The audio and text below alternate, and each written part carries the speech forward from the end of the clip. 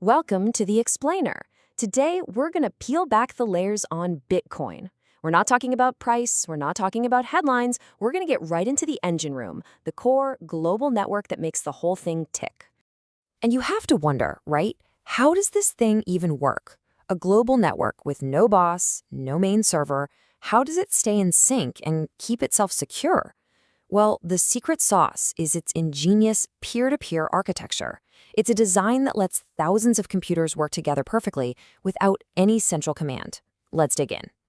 Okay, so think about almost every service you use online. It's centralized, right? There's a main server, a single point of control. And that's great for efficiency, but it's also a huge weak spot, a single point of failure. Bitcoin? It's the total opposite. It's a peer-to-peer mesh network where every single participant, we call them nodes, is an equal. There's no central server you can attack, which makes the whole network incredibly tough by design. And you gotta understand, this whole peer-to-peer thing, it's not just some technical detail. It is the absolute foundation of everything. It's the reason a decentralized digital cash system can even exist in the first place. Take that away, and all you've got is just another boring, traditional database. Okay, so we've established it's a network of equals. But, even among equals, not everyone does the same job. The network actually relies on different nodes taking on specialized roles to keep the whole show on the road, running smoothly and securely.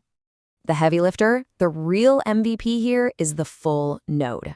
So think of a full node like a resident of a city who has a perfectly complete, verified map of every single street.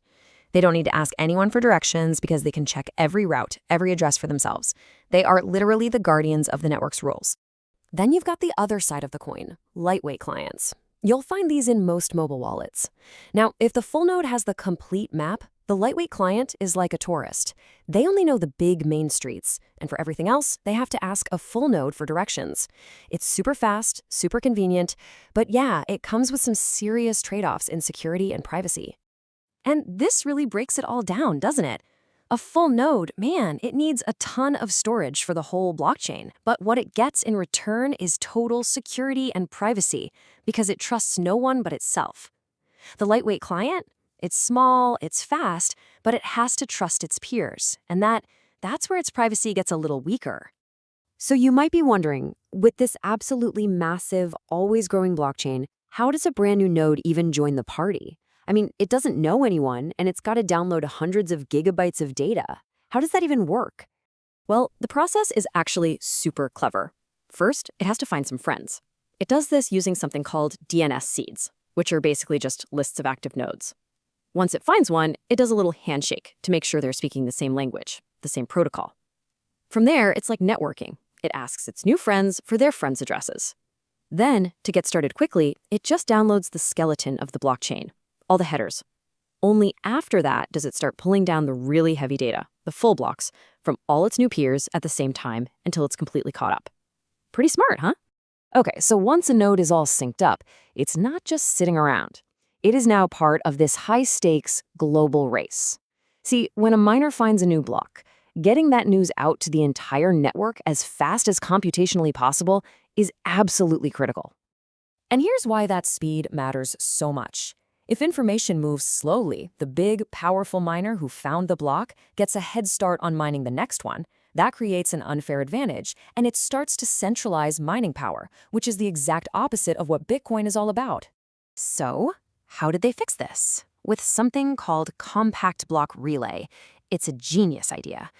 Instead of shouting the entire contents of a new book across a crowded room, you just shout the title and chapter numbers. Since most nodes already have all the words, the transactions, in their memory, they can piece it together instantly. This slashes the redundant data and makes the whole process way, way faster. And what's really cool is how flexible this is. Nodes can basically choose their strategy. There's a low bandwidth mode, which is super cautious, trying to save every last byte of data it can. Then there's high bandwidth mode. This is for the well-connected nodes. They prioritize raw speed above everything else. They'll forward the block almost instantly, without even fully checking it first. Why? Because they're betting that faking the proof of work is just too darn expensive to be a real threat. All right, let's circle back to our lightweight clients because they have a huge challenge. If they have to ask full nodes about their transactions, how in the world do they do that without just shouting to the network, "Hey, I own this address. Has anyone seen any money for me?" That's a massive privacy problem. Yeah, this quote really nails it. A lightweight client is like a tourist asking strangers for directions. If you go up to someone and ask how to get to 123 Main Street, well, you've just told them exactly where you're going. It's the same exact privacy issue for these clients on the Bitcoin network. So the first crack at solving this was a really clever idea called a Bloom filter. The client would create this kind of fuzzy search pattern for the full node. Instead of asking for 123 Main Street directly, it's like asking, can you show me all the addresses that have a 1, a 2, and a 3 in them? It's a way to ask without being too specific. But it didn't really work. It turned out these filters had some big problems. A smart, patient full node could watch these fuzzy requests over time and eventually piece together the client's real addresses, a huge privacy leak.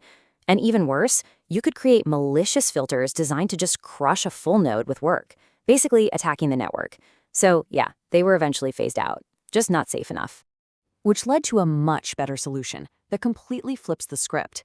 Instead of the client sending its private search pattern to the node creates one public generic filter for the whole block. The client can then just download that filter and check it for its own transactions, privately on its own device. The node learns nothing. And to make sure these new filters are super tiny and efficient, they use this fantastic little encoding trick. You start with a list of all the transaction data. Instead of sending all those big numbers, you first sort them. Then you just send the first number, followed by only the tiny differences between each number on the list. It's such a simple idea, but it massively shrinks the amount of data you have to send. It's brilliant. So look, this is a total game changer for privacy. The old way, the client had to basically confess its secrets to the server. The new way, the client downloads a public phone book and looks up the numbers itself, in private. The server has no idea what the client is looking for. It's a night and day difference. So let's bring it all home. What's the bottom line? Bitcoin's real strength isn't the price, it's this incredibly resilient peer-to-peer network of equals. We've seen how different nodes have different jobs, with different trade-offs. But the biggest takeaway for me is that this network is not some ancient, static thing. It's alive. It's constantly evolving with these really clever solutions to solve huge problems of speed, efficiency, and maybe most importantly, privacy. And that really leaves us with the big question, doesn't it? We've seen how the network has adapted and improved so far. But as it keeps growing, can it keep innovating? Can it solve the next generation of challenges to stay both radically decentralized and simple enough for anyone to use? That is the tightrope it has to walk.